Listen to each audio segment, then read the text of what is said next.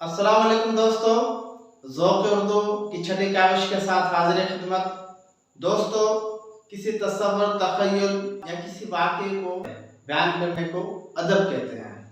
अब ये तसव्वुर, तख़य्युल, ये वाक़यात, तो इस अदब को, इस बयान को दो हिस्सों में तक़सीम किया गया है, दो बड़े हिस्सों में तक़सीम किया गया है। हम यूँ कह लें कि अदब के दो बड़े हिस्से हैं। एक हिस्से का नाम है प्रोस यानी कि नस्र, दूसरा हिस्से का नाम है पोएट्री या पोइम यानी कि नज्म या शायरी। अब हम दोनों को समझने से पहले, इनकी तारीफ में जाने से पहले इन लफ्ज की माना हम समझने की कोशिश करते हैं। दोस्तों, नस्र की लुग़वी माना यानी कि लुगत की माना यानी कि अदर वर्ड्स यानी कि उसके हम माना और कौन कौन से अल्फाज हैं। इससे क्या होता है कि नस्र का हमें बाकायदा जब लफ्ज समझ आ जाएगा, नस्र का हमारे अंदर दूसरे मानों में भी हम लफ्ज के तख़य्युल कर सकेंगे, तो नस्र हमें ज़रा वाज़ेह अंदाज में समझ आएगी, या कोई भी लफ्ज हमें, कोई भी इस्तिलाह हमें बेहतर समझ आ जाती है जब हम उसके डीप से या जड़ से पकड़ने की कोशिश करते हैं या उसको सिरे से सुलझाने की कोशिश करते हैं। तो नस्र अरबी जुबान का लफ्ज है दोस्तों। इसका माना है बिखरी हुई चीज। नस्र का माना है बिखेर देना, खोल देना, फैला देना, सुखने पाशीदा, तितर बितर बात, खुली हुई बात। तो ये इसके अदर वर्ड्स हैं, ठीक है। इसी तरह नज्म भी अरबी ज़बान का लफ्ज है। अब नज्म के लुग़वी माना है पिरोना, किसी चीज को समेटना, किसी चीज को पाबंद करना, किसी चीज को इंतजाम में लाना। एक चीज ऐसा ही है, तितर बितर है, और एक को समेट के पाबंद करके रखा है, और उसको कहेंगे शायरी या नज्म। उसको कहेंगे नज्म या शायरी, पोएम या पोएट्री। इंग्लिश में इसके देख लो दोस्त, ऑर्डर कहते हैं किसी चीज को हम तरतीब से रखें, अरेंजमेंट किसी चीज को हम जो है बंदोबस्त करके लिखें, कंपोजिंग बना के किसी चीज को लिखें, उसको कंपोजिंग कहते हैं। वर्सेस पोएट्री, पोएम, बैट्स वगैरह ये इसके अदर वर्ड्स हैं। अब हम इसकी तारीफात को समझने की कोशिश करेंगे। दोस्तों, नस्र कहते हैं रोजमर्रा बोलचाल को।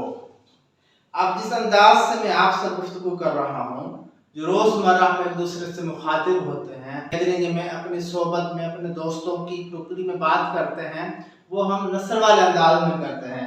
तो रोजमर्रा बोलचाल का जो अंदाज है, बयान है, उसको नस्र कहते हैं। सादा से अल्फाज की सादा सी बामानी तरतीब को नस्र कहते हैं।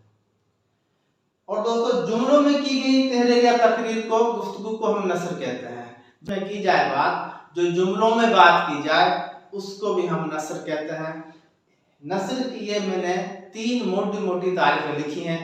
इसके अलावा और भी तारीफात हो सकती हैं, लेकिन ये BA इंटर 9th के लेवल तक ये आपके लिए काफी है कि आप इतना बता सको कि भाई रोजमर्रा बोलचाल को हम कहते हैं ये नस्र है, ये जुमले में की गई बात को नस्र कहते हैं, या सादा से अल्फाज के सादा से तरतीब को नस्र कहते हैं।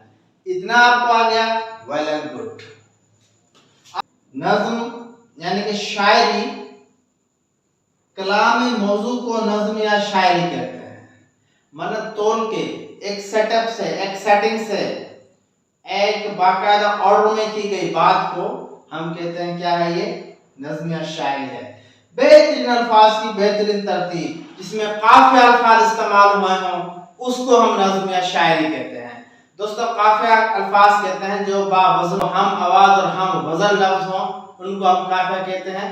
ये हम इंशाल्लाह काफिया और रदीफ की अलहदा से काविश बनाएंगे, लेकिन फिलहाल आपको इतना याद होना चाहिए कि काफिया अल्फाज जिन मिसरों में लाया जाए, या जिस गुफ्तगू में लाया जाए, या जिस तसव्वुर को बयान करने के लाए जाए, उसको हम नज्म कहेंगे। मिसरों में की गई बात को भी हम नज्म या शायरी कहेंगे। अब जुमलों में कैसे, सादा से अल्फाज में कैसे, तितर बितर कैसे, रोजमर्रा बोलचाल की एक मैंने मिसाल लिखी है, एक मैंने शायरी की मिसाल लिखी है, नज्म की मिसाल लिखी है। दोनों का तसव्वुर, दोनों का तखय्युल, दोनों को इजहार, बात एक ही है, लेकिन उसको बयान करने के नसर वाला अंदाज भी मैंने रखा है, नज़म वाला अंदाज भी रखा है। दोस्तों मजमून क्या है कि रसूल, जिसने हुजूर सल्लल्लाहु अलैहि वसल्लम की इताअत की उसने अल्लाह की इताअत की, जिसने हुजूर सल्लल्लाहु अलैहि वसल्लम से वफा की उसने अल्लाह ताला से वफा की। जो हुजूर सल्लल्लाहु अलैहि वसल्लम का हो गया वो अल्लाह ताला का हो गया, और जो अल्लाह ताला का हो गया अल्लाह ताला उसको मालिक बना देता है दुनिया जहान का। फिर वो जो चाहे फिर वो कहता है कि बता तेरी रजा क्या है, और जो चाहे वो हासिल कर सकता है। अब इस मजमून को नसर में कैसे बयान किया गया है और शायरी में कैसे बांधा गया है। देखो दोस्तों, अगर तुमने मोहम्मद सल्लल्लाहु अलैहि वसल्लम से वफा की तो हम अल्लाह ताला यानी के तेरे हैं। ए बंदे, खुदा कहता है मैं तेरा हो जाता हूँ, बल्कि ये जहां ये दुनिया तो कुछ भी नहीं, लोहो कलम भी यानी कि खुदा के अहकाम और उसके लिखने का कलम कुदरत भी तेरी हो गई। लोहो कलम माने वो जगह जहां पे तकदीर लिखी जाती है। देखो सिर्फ अब ये माना जो मजमून है नसर में इस तरह लिखा है कि अगर तुमने हुजूर सल्लल्लाहु अलैहि वसल्लम से वफा की तो गोया मुझसे वफा की, और फिर जब मुझसे वफा करोगे तो दुनिया तो कुछ भी नहीं, ये जहां तो कुछ भी नहीं, लुहो कलम तेरे हो जाएंगे।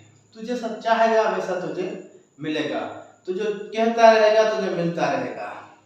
आप इसको नज़्म में कैसे ये मजमून बांधा गया है, नज़्म में कैसे पिरोया गया है, कैसे इसको तरतीब से रखा गया है। देखो कि मोहम्मद से वफा तूने तो हम तेरे हैं, कि मोहम्मद से वफा तूने तो हम तेरे हैं, ये जहां चीज है क्या लोहो कलम तेरे हैं।